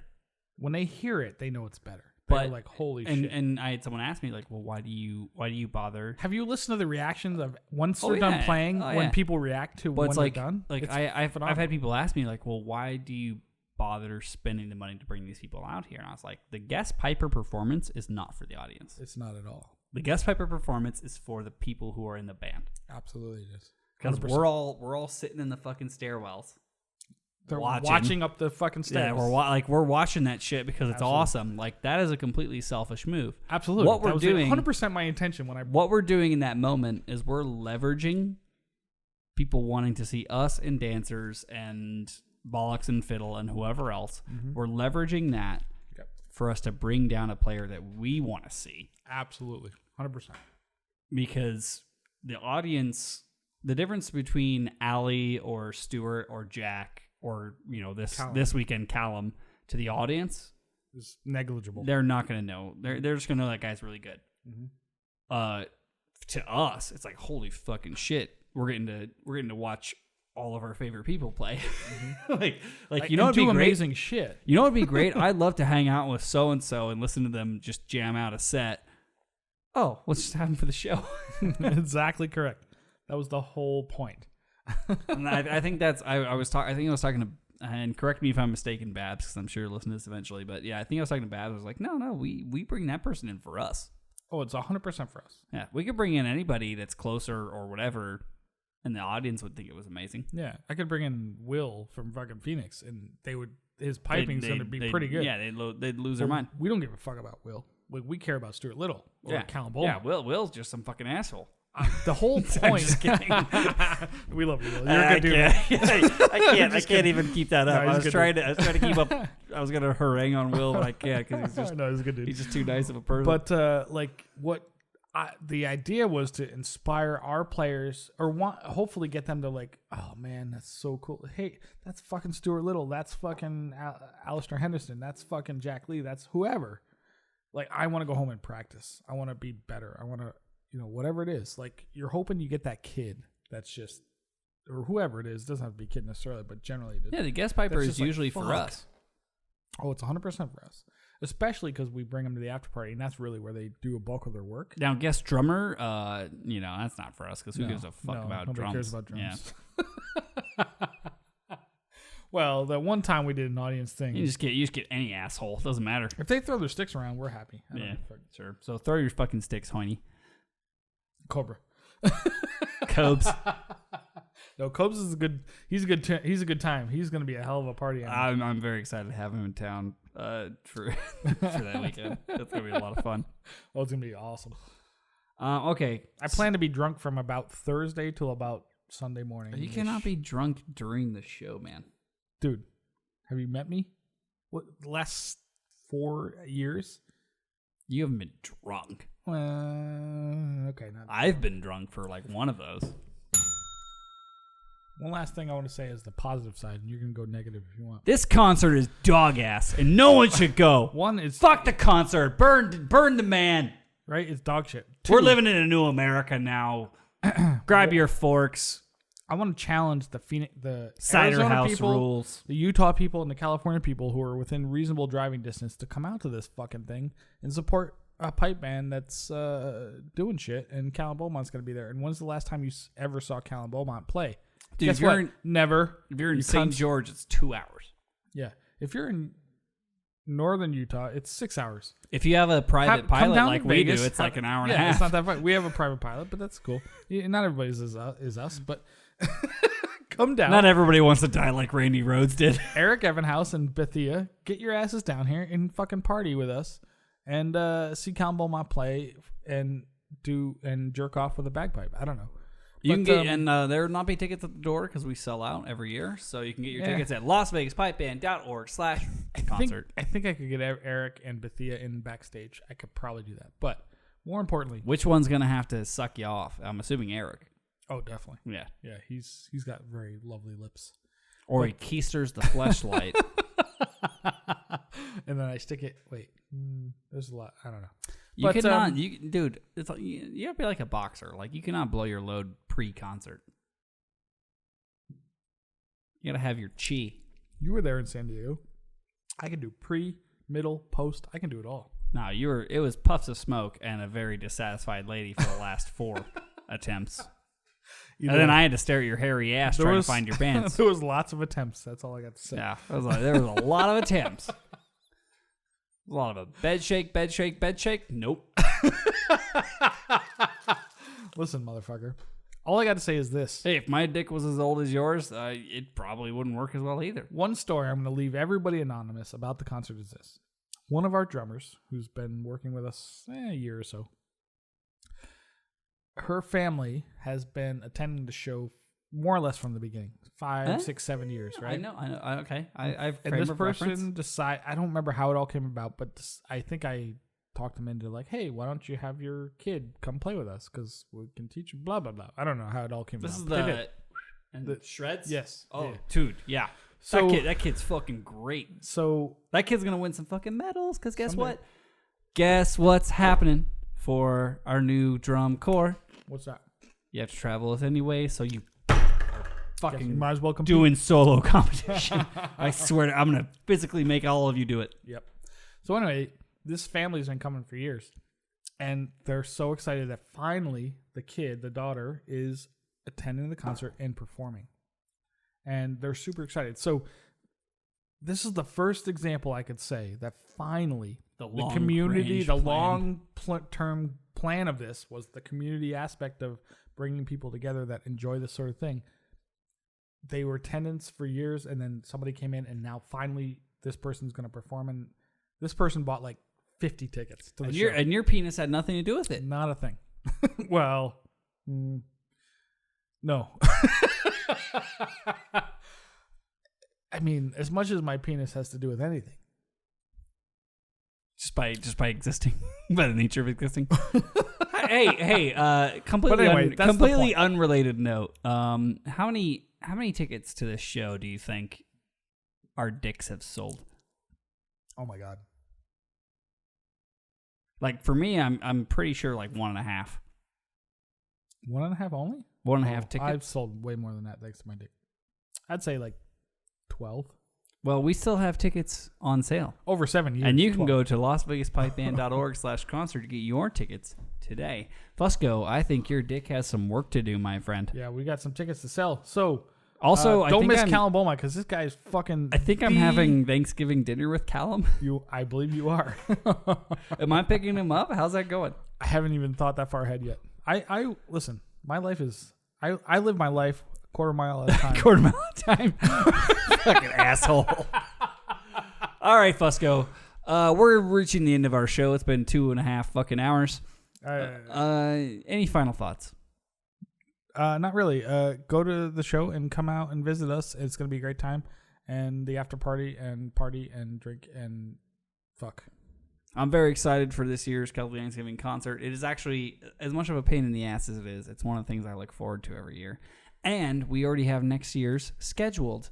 Boom. Hold on. Before we finish, I have a news. Boop, boop, boop, boop, boop, boop, boop, boop. You're the one with the soundboard, dumbass. I don't have it up right now. So this just in from somebody at the Poconos workshop. You ready for this? I'm ready. This is the greatest thing I've ever seen. We've made it, son. We've made it. It I says already knew this. And in quotes, you tell Andy Fusco that he's a cunt from a drunken, giggling Stuart Little. We've made it, son. Boy, Stewie boy. No fucking way. That's the greatest thing I've ever heard. It's your final thoughts. My final thoughts are I'm very excited for the concert. It's one of those few things that I enjoyed creatively throughout the year instead of just my weekly listening to people's savage tunes I love. In this occasion, we get to dress up and listen to people savage the tunes I love all at once. So I'm very excited. It's going to be a lot of fun. I encourage anyone in the area to come out to the Celtic Thanksgiving 7. Celtic Thanksgiving 8 is going to be on the 28th of November of 2020. That Saturday, which is also my 30th birthday. I can't believe that's what we decided on. I thought we were going to go the weekend 2 weeks before. No, but that's where we're at. And yeah, Chanter Rant audience, we love you. If you're Patreon subscribers, we're going to stick around and you'll be able to see us drunk dial some people at the Poconos thing. We're going to try to drunk dial Stuart Little. It's going to be Chanter Rant After Dark. Do you have the music? Do you have the Chanter Rant After Dark music? I don't, but we're going to pretend. You'll add it in post? Yeah. You fucking won't. But yeah, Chanter Rant listeners, we love you. And at the end of the day, Andy, play us out.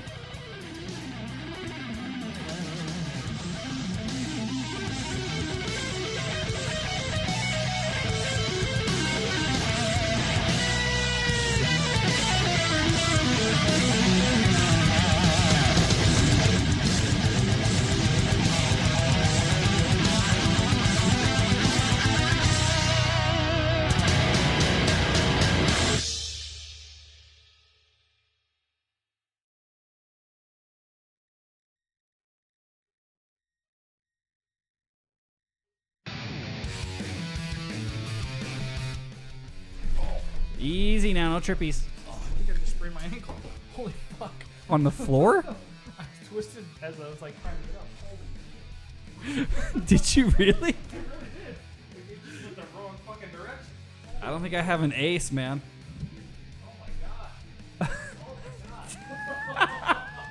Wait, how fucked are you?